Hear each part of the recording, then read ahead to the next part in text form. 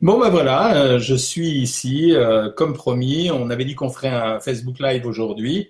Je suis là. Alors, contrairement à d'habitude, à cette heure-ci, je suis chez moi, mais aujourd'hui, j'ai fini relativement tard. J'étais au bureau et bah voilà, je me suis retrouvé ici et je me suis dit que ça allait vous changer de cadre.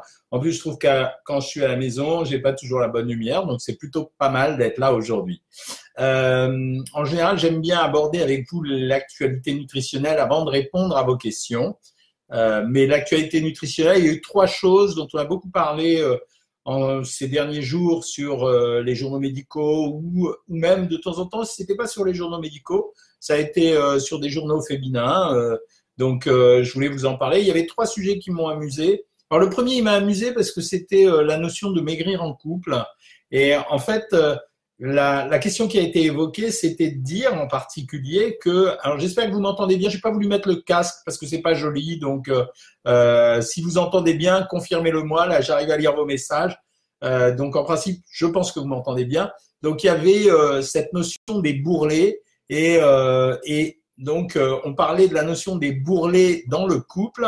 Alors, d'abord, je vous dis bonsoir, j'ai oublié, hein, Carlotta, Catherine, il y a des nouveaux, Denise, Isabelle, Janie, Raphaël, Sylvie, Michel, Florence, etc. Bon, donc Catherine aussi.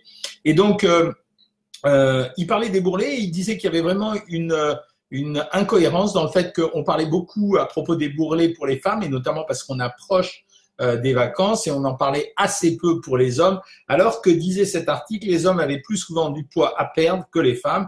Et là, on retrouve les vieilles notions de sexisme contre lesquelles on essaye tous de se battre un peu. Et donc, ça passe aussi par le culte du corps qui est beaucoup plus attentif chez la femme que chez les hommes. Donc, quelque part, c'est un peu incohérent. Et ça évoquait le sujet de peut-on maigrir en couple. Alors, je vais tourner une vidéo sur YouTube exprès pour expliquer ça. Quand on maigrit en couple, il y a deux solutions. Soit votre conjoint, qui soit l'époux, le concubin ou l'épouse ou la concubine, soit il suit le régime avec vous et dans ce cas-là, vous êtes obligé d'augmenter simplement les rations, mais tout le monde doit manger la même chose dans un régime. Si vous commencez à faire une alimentation différente pour chaque membre de la famille, d'abord vous vous en sortirez pas et puis ensuite c'est très compliqué. Donc on peut toujours faire exactement la même chose pour tout le monde dans le couple ou en famille. Les deux seuls critères qu'il faut respecter après, premier critère, ça sera les quantités, elles sont différentes selon chacun d'entre nous. Et deuxième critère, les assaisonnements, ça veut dire que on peut très bien décider de prendre une salade soi-même ou une viande et de la faire griller d'abord et de rajouter du beurre cru ensuite pour ses enfants ou son conjoint.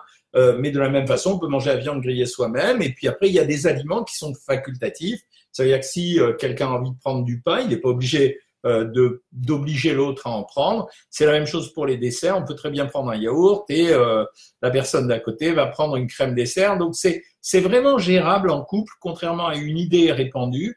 La seule chose, c'est préparer exactement le régime, mettre les assaisonnements à part, laisser choisir à chacun ses quantités et des produits à distribution individuelle. Ce que j'appelle distribution individuelle, c'est yaourt, c'est fromage, c'est crème dessert, c'est éventuellement même pâtisserie. C'est laisser chacun se servir à discrétion. Alors la seule chose qui soit un peu ennuyeuse, c'est toujours cette notion de j'ai des enfants par exemple et mes enfants mangent des gâteaux, donc je suis obligé d'acheter des gâteaux à mes enfants. Alors ça veut dire qu'il faut acheter en petite quantité et puis de telle façon à renouveler régulièrement. Il n'est pas question de surstocker, c'est le surstockage qui a posé vraiment un problème. La deuxième chose qui était intéressante, c'est que la thèse du jeûne de 14 ou 16 heures, elle est totalement accréditée. Donc ils ont fait cette fois-ci un jeûne de 14 heures. Et ils ont comparé deux populations, l'une qui faisait un jeûne de 14 heures et l'autre qui faisait les trois repas habituels de la journée. Eh bien, dans la population où il y avait un jeûne de 14 heures, alors ils incluaient forcément le fait que les gens pouvaient dormir. Mais en tout cas, il y avait 14 heures de battement ou 16 heures de battement. Eh bien, les tests de la glycémie, les tests de cholestérol, les tests sur le maintien du poids sont vraiment meilleurs quand il y a 14 heures de jeûne. Donc, à la limite, on pourrait presque dire aujourd'hui qu'il est sain par exemple, il pourrait être sain pour la santé, je parle, de ne pas prendre de petit déjeuner si vous le supportez. Alors, on peut le faire quand même, mais de commencer à consommer des aliments à partir de 14 heures et puis de finir à 22 heures, par exemple, et ça marcherait aussi. Donc, le jeûne intermittent, celui qu'on vous propose de temps en temps, ça, c'est pour les membres Savoir Maigrir. Là, je m'adresse à tout le monde, hein, les bien mangeurs, les bien mangeuses, tous ceux qui viennent écouter les conseils qu'on distribue ou bien auxquels je réponds à leurs questions. Eh bien, c'est vrai que cette thèse est désormais définitivement accréditée. Le troisième sujet que je voulais évoquer avec vous aujourd'hui, ça a été, tiens, je l'ai oublié, tiens, du coup, ça a été le fait que de la relation entre le poids et les antidépresseurs. Maintenant, c'est clairement établi. Les antidépresseurs, à l'exception de certains antidépresseurs, ce qu'on appelle les antisérotonines. Alors, je vous donne les noms des molécules. Ben, c'est essentiellement Prozac, Séroplex, Citalopram, Séroplex. La quasi-totalité des antidépresseurs sont responsables d'une augmentation de la prise de poids, mais on a compris maintenant le mécanisme. C'est pas un mécanisme subjectif, c'est-à-dire j'ai envie de manger parce que je suis moins dépressif, etc. C'est vraiment une relation biochimique, c'est-à-dire que ça déréprime les hormones de la satiété, donc ça limite la satiété, donc on est obligé de manger plus à cause des antidépresseurs. Et on a même découvert que les gens qui abusaient des benzodiazépines, vous savez, ces médicaments qu'on prend pour dormir de temps en temps, enfin que certains prennent pour dormir, type Lexomil, Temesta, etc., sont des médicaments qui peuvent exciter l'appétit des gens. Et on a observé de nombreux cas de personnes utilisant régulièrement ce type de médicaments qui se réveillent pendant la nuit pour aller grignoter quelque chose. Donc, il y a une relation, mais cette relation est totalement biochimique. Voilà, c'était un peu le grosso modo de l'actualité. En dehors du fait que il y a eu tout un scandale à propos de la loi sur l'alimentation, du fait qu'il y a eu des débats sur les histoires toujours pareilles, végétarien, pas végétarien, le bio. J'ai fait une conférence à Nancy la semaine dernière, vous l'avez peut-être vu dans les stories Facebook, où là j'ai vu comment manger dans les restaurants universitaires. Il y a vraiment un gros bouleversement qui est en train de se produire. Ils vont maintenant mettre dans les restaurants universitaires et dans la restauration collective des produits de consommation courante. C'est-à-dire qu'avant, il était de bon ton de pas mettre, je sais pas, moi, un hot dog, une pizza, etc. Ils vont commencer à les mettre vraiment, mais à les portionner intelligemment. Donc, c'est plutôt une bonne nouvelle. Voilà ce que j'avais à vous dire pour aujourd'hui. Et maintenant, je suis complètement à votre disposition pour répondre à vos questions. Je vais les reprendre depuis le début. Alors, merci pour tous les commentaires que vous avez faits sur les masterclass. Ces masterclass, il y a déjà plus d'1 millier de personnes qui les ont suivis. Donc, je rappelle ce que c'est. Ce sont des cours de nutrition qu'on donne. Ce sont des modules de 45 minutes, 4 fois 45 minutes qu'on peut voir et revoir et revoir et revoir. Et vous les avez sur Savoir Maigrir en général. Voilà. Merci de me dire que c'est un plaisir. Moi, je sais que c'est pas pour rien. C'est une bonne soirée. On me demande ce que je pense. Claudine me demande ce que je pense des plats cuisinés Weight Watchers. Je vais répondre de façon globale, sans être agressif avec Weight Watchers. Les seuls avec qui je serais agressif à l'heure actuelle, c'est Comme J'aime, où là vraiment, c'est vraiment pas bien, quoi. Ça veut dire que c'est surtout à des gens qui sont en grande détresse que les télévendeurs téléphonent et retéléphonent jusqu'à temps qu'ils dépensent 500 € par mois. C'est vraiment pas sympa pour les gens qui n'ont pas beaucoup d'argent, je trouve. Alors, Mélanie me dit « Bonsoir, je commence demain un traitement médical Clomid. Je sais à quoi ça sert. C'est pour avoir des petits bébés. Pendant 5 jours, quel aliment dois-je éviter afin de ne pas prendre de poids ?» Très bonne question. Mélanie, vraiment, d'abord, régime sans sel absolu, parce qu'il va y avoir une prise d'eau et de sel qui va être conjointe à la prise du Clomid. Deuxième chose, vraiment zéro sucrerie. Ça veut dire pendant les 5 jours, vous allez prendre le Clomid. Le matin, vous avez le droit de manger du pain avec un petit peu de beurre, ne mettez pas de confiture. Lâchez les jus de fruits complètement. Limitez-vous à 1 fruit par jour et pas 1 pouce de sucre. Voilà, c'est le plus important, Mélanie. Françoise est rigolote parce qu'elle dit « Je suis bien OK avec ça à propos des hommes et de maigrir en couple parce que son époux a perdu 7 kilos. » Bon, je pense qu'il va être beau gosse sur la plage, si vous allez à la plage, Françoise.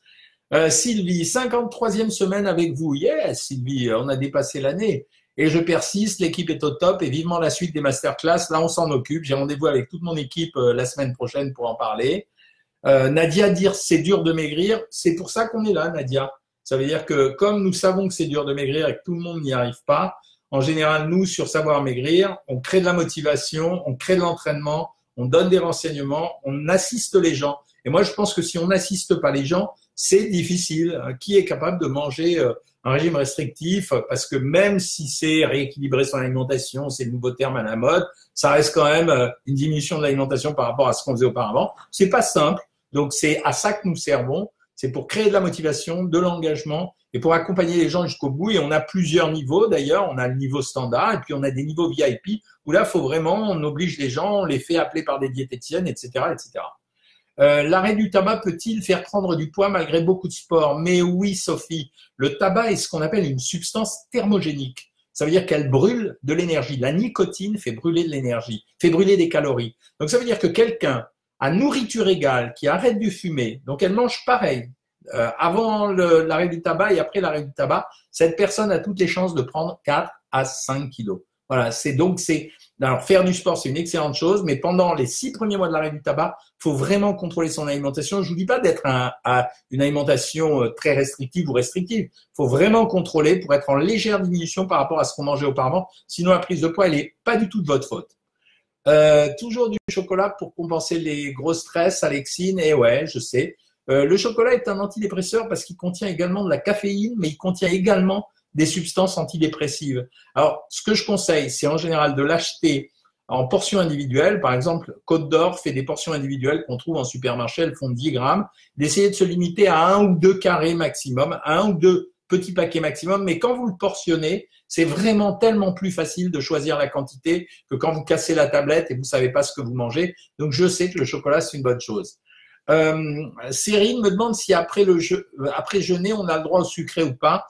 On pourrait avoir le droit, Cyril, mais en fait, c'est pas vraiment recommandé. J'en profite pour dire bonjour à Nathalie. Salut Nathalie, ça fait longtemps que je t'ai pas rencontré. Gaëtan me dit, je viens de recevoir votre livre Bouddha Bowl. J'aime cette façon de s'alimenter, mais une question, puis-je adapter les recettes au programme 1200 calories que je suis? Mais absolument. À l'heure actuelle, je fais maigrir un présentateur de télévision. Alors, il y en a un qui m'énerve beaucoup, je le dis en public, c'est Benjamin Castaldi, parce que c'est moi qui l'ai fait maigrir, et il va tourner la semaine prochaine une publicité pour Comme J'aime, alors qu'il ne consomme pas les plats. Donc c'est quand même un peu gonflette, mais je fais maigrir un autre présentateur de télé qui adore les Bouddha Bowl parce qu'il est très copain avec le cuisinier avec qui j'ai écrit ce livre. Sa stratégie, il met plusieurs couches de légumes en dessous, il met une couche de protéines et il met un peu de sauce par-dessus. Et il dit qu'il est ravi, d'abord parce qu'il mange beaucoup de légumes et parce que c'est agréable à consommer. Donc il met du chou de mémoire, du chou, des carottes, quelques rondelles de tomates, mais il met une bonne dose de légumes. Et ensuite, au-dessus, il choisit, il met des œufs durs, un peu de thon, un peu de gruyère, et il met très peu de sauce dessus et il en est très content. C'est effectivement une philosophie, les Bouddha Bowl. Merci Claudine de me dire que vous regardez mes stories avec plaisir. Alors, je ne fais pas des stories n'importe comment. Je veux dire, je vois des stories des fois qui m'énervent. Le type, il fait sa story, il a filmé ses pieds. Je trouve pas ça intéressant. Je peux vous montrer mes pieds, ça ne me dérange pas. Mais je trouve pas ça intéressant. Je fais des stories quand j'ai des sujets. Vous avez vu les stories quand j'étais à Lisbonne. Je fais de temps en temps des stories quand je suis à la télé dans C'est que de la télé. Quand il y a vraiment un sujet intéressant, j'ai été à Nancy. Vraiment, vous avez vu cet œuf coq qui est prêt à consommer. Ça m'a bluffé. Les gosses de Tadam qui récupèrent les pains pour les reconditionner et les transformer en cookies. J'ai trouvé ça génial. Le bus en restauration collective, j'ai trouvé ça génial. Donc, c'est intéressant de le partager avec vous. Morissette me dit qu'elle doit être hospitalisée. Elle ne pourra pas faire le programme. Morissette, c'est pas grave parce que, alors là, tout le monde doit être au courant. Quand vous êtes à l'hôpital, on n'a pas franchement un grand plaisir à manger les plateaux repas. Donc, ne vous inquiétez pas. Mais il suffit de le dire d'ailleurs à la diététicienne de l'hôpital en disant je suis en régime. Vous dites que vous êtes par exemple à 1400 calories, elle le fera à peu près. Bonjour Brigitte, bonjour Daniel. Puis-je remplacer le waka par de l'agar-agar, me demande Sonia. C'est pas du tout la même chose. L'agar-agar, c'est comme de la gélatine. C'est-à-dire que ça gonfle et ça permet de fixer les aliments. Alors, vous pourriez en consommer, mais n'en abusez pas, parce que si vous en consommez trop, ça va faire un bloc dans l'estomac, ça va gonfler et ça va être trop important. Je préfère à ce moment-là que vous continuiez avec la waka poudre.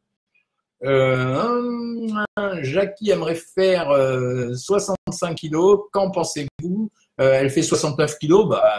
Avec savoir maigrir, 4 kilos en général, c'est dans le mois. C'est entre 3 et 5, donc c'est dans le mois. Pimaous, je dois perdre du poids. Mon généraliste m'interdit tous les gâteaux, même de temps en temps. A-t-il raison? Non. Vous connaissez la stratégie sur savoir maigrir. Ça veut dire qu'on autorise les gens à avoir des plaisirs de temps en temps. Et quand ils ont eu un plaisir, on leur fait récupérer. C'est comme à l'école. J'ai eu 14 sur 20. J'ai eu 6 sur 20. Il faut que j'ai 14 le lendemain. Donc, on fait une réduction du repas sur le repas suivant. Ça ne veut pas dire qu'on doit manger des gâteaux tous les jours, mais autoriser une pâtisserie par semaine, c'est tout à fait possible, à condition d'être prêt. à faire le lendemain ou le soir même un repas de récupération. Monique me dit qu'elle a des névralgies faciales traitées au Tegretol et cela bloque la perte de poids. Je sais. Le Tegretol, c'est franchement, Monique, c'est ce que je disais au début, c'est comme les antidépresseurs parce que le Tegretol a cette fonction-là. Le Tegretol agit comme les antidépresseurs en limitant la sensation de satiété. Je vous demande juste une chose, Monique. Si ça n'a pas été fait, j'ai très peur des névralgies faciales traitées au Tegretol. En général, on fait des IRM spécialisés pour voir tous les nerfs, pour vérifier que les nerfs soient vraiment intacts. Donc, parlez-en à votre médecin. Jackie, pour 1m77 et taille 40, bah oui, peser 65 kilos, ça va. Mais ne vous prenez pas la tête avec le nombre de kilos à perdre. Regardez-vous dans une glace. Vous vous plaisez ou vous vous plaisez pas. Le chiffre, il compte pas beaucoup. Le chiffre, c'est un truc qui obsède, ça sert à rien. Dans la glace, vous vous plaisez ou vous vous plaisez pas. Et c'est comme ça qu'on sait si on est bien ou si on n'est pas bien. Titi, qu'est-ce que vous me dites? Objectif atteint, moins 45 kilos. Yes, bravo. IMC à 23,9, trop génial. Ok, essaye d'en perdre 3 ou 4 si tu veux. Après, on verra. À un moment donné, quand ça bloque, c'est pas peine de tirer sur la corde. Hein. Si on vous a dit qu'elle a rien à perdre, alors moi je suis pas d'accord avec ça, Ettore Jackie. La perte de poids, c'est pas seulement un chiffre et quelque chose de médical. La perte de poids, c'est un bien-être personnel. Ça veut dire que de temps en temps, j'ai fait maigrir des gens de quelques kilos. Alors, moi, j'ai trouvé bien ou que l'IMC était normal, simplement parce que ça leur donnait un bien-être personnel et je trouve qu'il n'y a pas de mal à ça. Valérie me dit, ça fait 9 mois que j'ai arrêté de fumer, je n'ai pas pris de poids et effectivement, j'ai changé mon alimentation. Voilà un exemple parfait. Merci Valérie de faire le témoignage. Est-ce qu'un traitement pour allergie fait grossir car je prends du Prozac mais que 3 fois par semaine? Martine, le Prozac fait partie de ces antidépresseurs qui ont la particularité de freiner les pulsions alimentaires. Donc, il n'y aura pas beaucoup de problèmes. Les traitements allergiques, oui, ils peuvent faire grossir, mais pas tout le temps. Alors, surtout si c'est compensé par le Prozac derrière. Simplement, faites attention. De nouveau, régime sans sel pour ne pas retenir de l'eau. Denise, salut Denise. Ce sera une suite des masterclass. Mais oui, il va y avoir la suite des masterclass, Denise. On les tourne pas maintenant. Je pense que je les tournerai en septembre avec ma fille Laura, mais je la sollicite beaucoup ces temps-ci et comme vous ne le savez pas, mais je vous le dis, elle est rédac chef en télé. C'est elle qui a fait le jeu qui a tellement bien marché avec la gaffe, la Strike.